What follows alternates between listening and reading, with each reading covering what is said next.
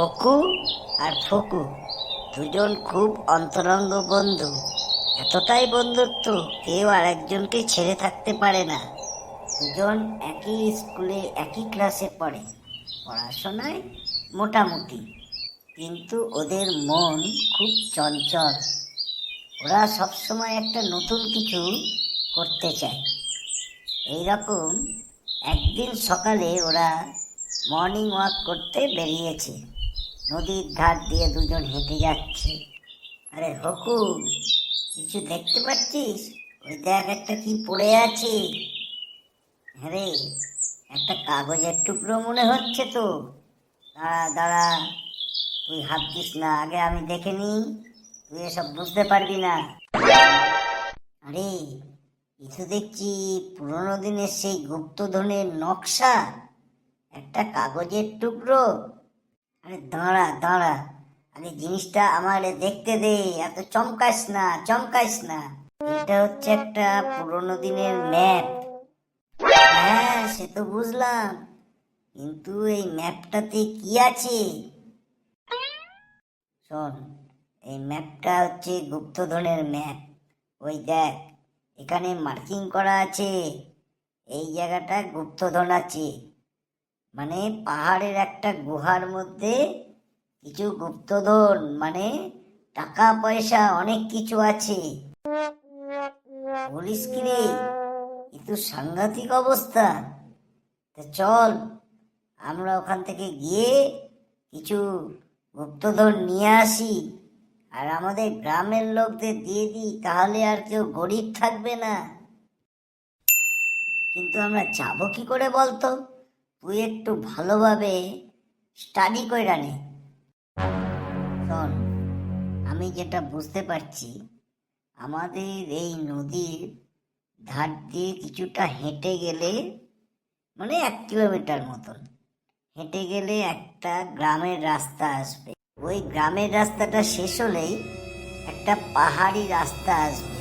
ওখান দিয়ে 2 কিলোমিটার হেঁটে গেলেই একটা গুহা পড়বে। ওই গুহার মধ্যেই আছে সোনা, রূপো, হিরে, মানিক। কিন্তু বলতো, এটা তো এখানে পড়ে আছে, যে কেউ তো এটা নিয়ে আসতে পারতো, কেউ গেল না কেন বলতো? এখানে লেখা আছে, এই জায়গায় সবাই পৌঁছতে পারবে না, যাদের খুব মনে সাহস আছে, যারা নিজেদের জন্যে ভাবে না, গ্রামের মানুষের কথা ভাবে, তারাই পৌঁছতে পারবে। বন্ধু শোন, এই গুপ্তধনের ম্যাপটা এখানেই রেখে দে। কেউ যখন বুঝতে পারবে না, সেটাই ভালো। আমরা কাল সকালে খুব ভোরে ভোরে বেরিয়ে পড়ব, আর হিরে জহরতগুলো নিয়ে এসে গ্রামের লোকদের মধ্যে দিয়ে দেবো, তাহলে ওরা কেউ গরিব থাকবে না। Very good idea, very good বন্ধু। চল, সেটাই হোক। আর এই গুপ্তধনের ম্যাপটাকে না লুকিয়ে রেখে দিই, বুঝলি তো? চল বন্ধু, আজকে বাড়ি ফিরে যাই। কাল ভোরবেলায় দুজনে মিলে আমরা বেরিয়ে পড়ব গুপ্তধনের উদ্দেশ্যে। যেমন কথা তেমন কাজ। পরের দিন দুই বন্ধু নদীর ধারে চলে এলো। বন্ধু, চল বেরিয়ে পড়ি, সূর্য ওঠার আগেই পৌঁছে যেতে হবে। হ্যাঁ হ্যাঁ, ঠিকই বলেছিস। শোন, এই নদীর ধার দিয়ে বেশি না, 1 কিলোমিটার আমাদের হেঁটে যেতে হবে, তারপর গ্রামের রাস্তা পাবো। তাহলে চল না, আর দেরি করে লাভ নেই। চল চল, একটু তাড়াতাড়ি চল, তাহলে আমরা সন্ধ্যের মধ্যে আবার বাড়ি ফিরে আসতে পারবো। ওই দেখ, চার্চের বেল, 6টা বেজে গেল। স্টপ স্টপ, মনে হচ্ছে সেই রাস্তাটাই বলেছিল না, নদীর ধার দিয়ে 1 কিলোমিটার হেঁটে গেলে গ্রামের রাস্তা, সেই গ্রামের রাস্তা এটা। না না বন্ধু, দাঁড়িয়ে লাভ নেই, তাড়াতাড়ি চল। এই গ্রামের রাস্তাটা ক্রস করলেই মনে হচ্ছে আমরা গুহা মানে পাহাড়ের ওই গুহার রাস্তাটা পেয়ে যাব। আরে বন্ধু, শেষ অব্দি আমরা পৌঁছাতে পারবো তো? শোন, মনে সব সময় জোর লাগে। মনে জোর আর সাহস থাকলে মানুষ সব কিছু করতে পারে। চল, এগিয়ে চল। কোনো কথা বলবি না, চুপচাপ পাশ কাটিয়ে চলে চল।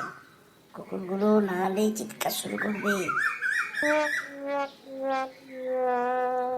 চল চল, একটু জোর পায়ে হাঁট, বেরিয়ে চল। কারুর সঙ্গে কোনো কথা বলতে হবে না। ও, এই সেই মনে হচ্ছে গোয়া। দেখছিস কেমন হাওয়ার আওয়াজ আসছে সা সা করে। এর মধ্যে আমাদের ঢুকতে হবে। হ্যাঁ হ্যাঁ, ঘাবড়ালে হবে না বন্ধু, চলে যখন এসছি চল, সাহস নিয়ে এগিয়ে চল। আমরা মনে হচ্ছে খুব কাছে চলে এসছি। ওই যে লাইট দেখা যাচ্ছে অন্ধকারের মধ্যে, ওইখানেই আমাদের পৌঁছতে হবে। আরে বস, বন্ধু, এ তো আমার মাথা খারাপ হয়ে যাচ্ছে। এত ডায়মন্ড, হিরে, জহরত, সোনা, রূপু, এ তো আমি কোনোদিন দেখিনি। হ্যাঁ, তুই এমন করছিস যেন মনে হচ্ছে আমি দেখেছি।